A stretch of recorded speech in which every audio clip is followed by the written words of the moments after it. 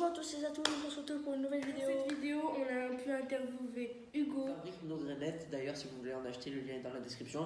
Vous verrez qu'on n'est pas habillé pareil que pendant l'interview, c'est parce que l'interview remonte il y a 2 jours. Parce qu'en ce moment, on est sur un gros projet, mais on vous en dit pas plus. Je vous laisse.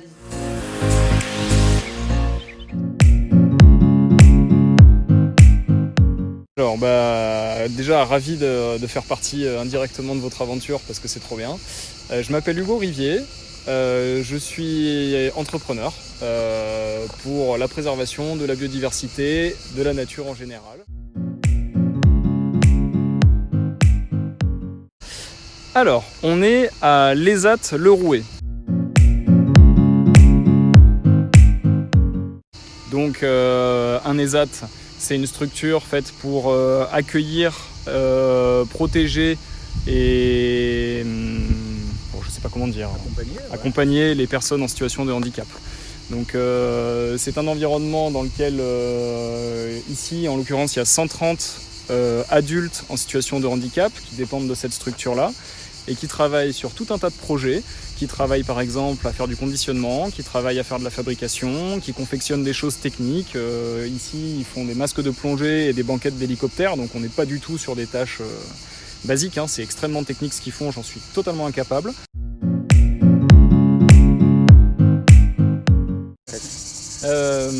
Mon métier consiste, là en l'occurrence, à fabriquer des bombes végétales pour faciliter la revégétalisation qui est absolument nécessaire. Alors, ce qu'on appelle les grainettes, parce qu'il fallait donner un nom, mais en fait c'est ce que beaucoup de gens appellent des bombes à graines ou des bombes végétales. Il y a un certain nombre de noms. Comme c'était pas clair, nous on a choisi d'appeler ça des grainettes, mais on peut appeler ça comme on veut. La grainette, c'est donc une bombe végétale. Ça signifie que ça s'utilise tout simplement, voilà, c'est fait. C'est le seul déchet qu'on a le droit de jeter par terre, il vaut mieux même, c'est à condition de le jeter sur de la terre. C'est une bombe végétale qui est composée de fibres végétales, récupérées dans les déchets d'agriculture, etc., mais d'agriculture biologique. Donc la fibre est totalement biologique, elle est dépourvue de tout produit, dans laquelle on vient piéger des graines de plantes.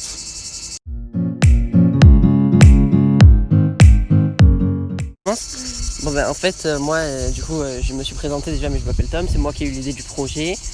Et le but de mon projet au tout début, c'était de partir en 4L, en fait, faire le tour de la France pour planter des arbres. Sauf qu'on s'est rendu compte que la 4L, c'était pas très écologique forcément, et que mon but c'était de pas plus impacter la planète que ce qu'elle était déjà. Donc du coup, on a eu l'idée de partir en véhicule électrique, sauf qu'on savait qu'on pouvait pas le faire seul, et c'est pour ça qu'après du coup, je me suis rapproché de Miguel et Sofiane. Comment il s'est rapproché de nous? C'est un jour où on a croisé Monsieur Romain, notre directeur, qui nous a proposé ce projet, et à ce moment-là on était ensemble et on était ravis si c'était possible de faire ce projet. Donc on a dit oui, après on a fait des réunions, le projet s'est avancé, ensuite on a parlé d'une Renault Zoé, de ce que vous avez vu dans les fiches ou le diaporama. Et maintenant on est en train de plus avancer et on espère faire notre projet même si ça avance. Aussi, on a eu plusieurs personnes qui nous aident et qui nous donnent de l'argent pour que notre projet avance bien. Et on a fait plusieurs vidéos, il faut aller les voir sur notre chaîne si vous aimez bien ce projet. Et là, on est en train de faire une interview pour vous présenter un peu la nature, quoi. En tout cas, Hugo, un grand merci pour ce partenariat, ce beau partenariat, pour ces belles idées. Voilà, je crois que si on avance un peu tous ensemble dans ce type d'initiative, on avancera. Puis moi, ce qui m'a beaucoup plu, c'est de voir les jeunes se mobiliser autour de ces questions-là, se sensibiliser à ça, s'y intéresser.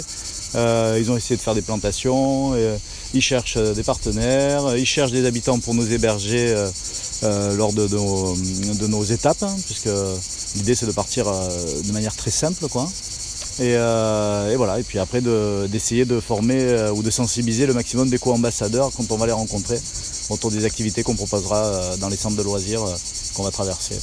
Voilà. En tout cas, un grand merci à toi et bravo pour ce que vous faites avec Grainette. Donc de ne pas hésiter à aller voir votre site et puis à à diffuser toutes ces bombes à fleurs mellifères là, ça serait une belle chose.